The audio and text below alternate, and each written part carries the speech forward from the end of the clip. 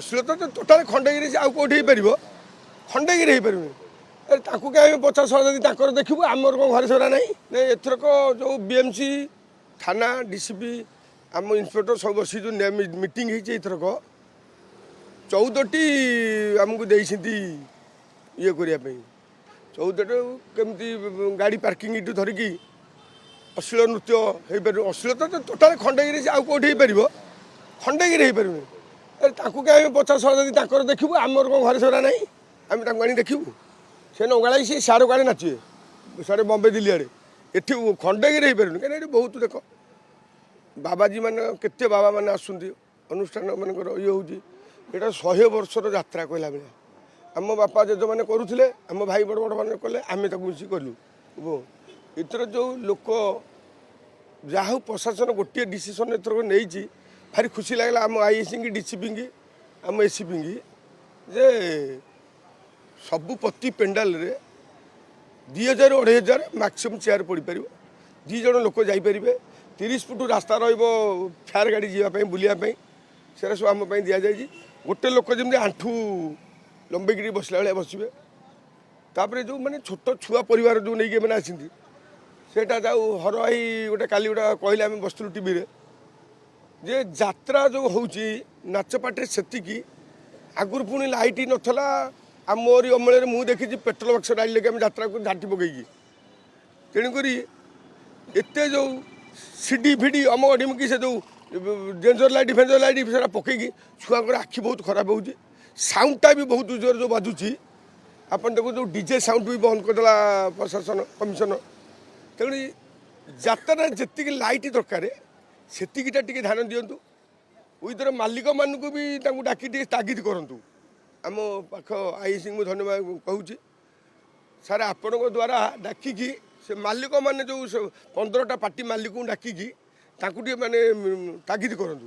ସାଉଣ୍ଡଟା ଟିକେ କମୁ ଲାଇଟ୍ଟା ଟିକେ ନାକୁ ଏତେ ଦିଆଯାଉନି କି ଯେତିକି ଲାଉଡ୍ ତମକୁ ଲୋକ ଦେଖିବା ପାଇଁ ବହୁତ ଲାଇଟ୍ ହେଇଯାଉଛି ଏକ୍ସେସ୍ 2000 ହେଲା ଦର୍ଶକ 500 ହେଲା ଗେଷ୍ଟ 2000 ଲୋକ 3000 ହବ ନାହିଁ ତ ଆପଣ ମାନେ 3000 କରିବେ ନାହିଁ ତ ନାଇଁ ସେଟା ଆମେ ଆପଣଙ୍କ ଦ୍ୱାରା ବି କହୁଛୁ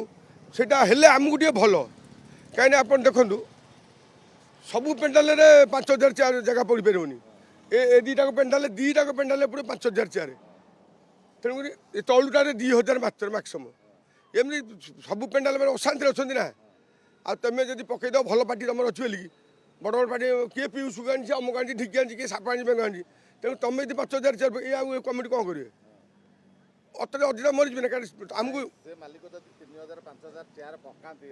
ଏଠି ମାଲିକରେ କିଛି ନାହିଁ ମାଲିକ କିଏ ସେ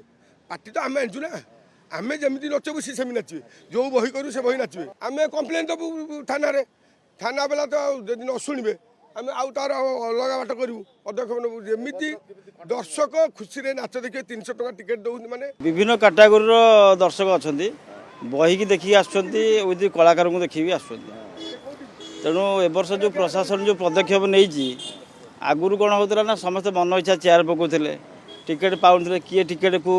ପାର୍ଟିରେ ଟିକେଟ୍ ସରିଗଲା ବେଳକୁ ଆଉ କେଉଁ ଟିକେଟ୍ ସରୁନଥିଲା ତେଣୁ ପ୍ରଶାସନ ଯେଉଁ ପଦକ୍ଷେପ ନେଇଛନ୍ତି ଏଇଟା ବହୁତ ସ୍ୱାଗତଯୋଗ୍ୟ ଏବଂ ସମସ୍ତେ ଦର୍ଶକ ଶାନ୍ତି ଶୃଙ୍ଖଳାରେ ଦେଖିବେ ଭଲସେ ଟିକେଟ୍ କରିକି ଦେଖିପାରିବେ ବୋଲି ଆମେ ଆଶା କରୁଛୁ ଆଜ୍ଞା ଯାତ୍ରା ମୁଁ 12-14 ବର୍ଷ ହେଲା ଦେଖି ଆସୁଛି ତାପରେ ଯାତ୍ରା ପ୍ରିୟ ମୋତେ ବି ଭଲ ଆନନ୍ଦ ଲାଗେ ଖଣ୍ଡଗିରି ମେଳାକୁ ପ୍ରତିବର୍ଷ ଆସୁଛି ଏବଂ ଦେଖା ଚାହାଁ କରିକି ଯାଉଛି ବହୁତ ଆପଣ ପାର୍ଟି ଦେଖି ଯାଆନ୍ତି ନା କଳାକାର ଦେଖି ଯାଆନ୍ତି ନା ନାଟକ ବହି ନାଇଁ କଳାକାରଙ୍କୁ ବେଶୀ ଆଗ୍ରହ ଲାଗେ ଦେଖିବା ପାଇଁ ତାପରେ ବହି ବି ଭଲ କରନ୍ତି ତେଣୁ ମୁଁ ଦୀର୍ଘ 12-14 ବର୍ଷ ହେଲା ଦେଖି ଆସୁଛି ଆଉ କ'ଣ ପିୟୁଷ ବାବୁଙ୍କର ବର୍ତ୍ତମାନ ଭଲ ନାଁ ଅଛି ସେଇଟା ବି ମୁଁ ଆଗରୁ ଦେଖିଥିଲି ଏବେ ମଧ୍ୟ ଦେଖିବାକୁ ଆସିବାକୁ ଚାହୁଁଛି ବି ଅଛି ଆସନ୍ତାକାଲିଠୁ ଭାରି ଆଗ୍ରହ ଲାଗିଛି ଦେଖିବା ପାଇଁ ବର୍ତ୍ତମାନ ତ ଲୋକଙ୍କର ଯେଉଁଭଳି ମାନସିକତା ହେଲାଣି ସେମାନେ ନାଟକ ଦେଖିକି ଆସୁଛନ୍ତି ଆଉ ଭଲ ନାଟକ ଦେଖିକି ଆସୁଛନ୍ତି ଏବଂ କିଛି ଯେଉଁ ଯୁବପିଢ଼ି ରହିଛନ୍ତି ସେମାନେ କଳାକାର ଦେଖିକି ଆସନ୍ତି ତେଣୁକରି ମୁଁ ନିଶ୍ଚିତ ଭାବେ ନାଟକ ଦେଖିକି ଆସେ।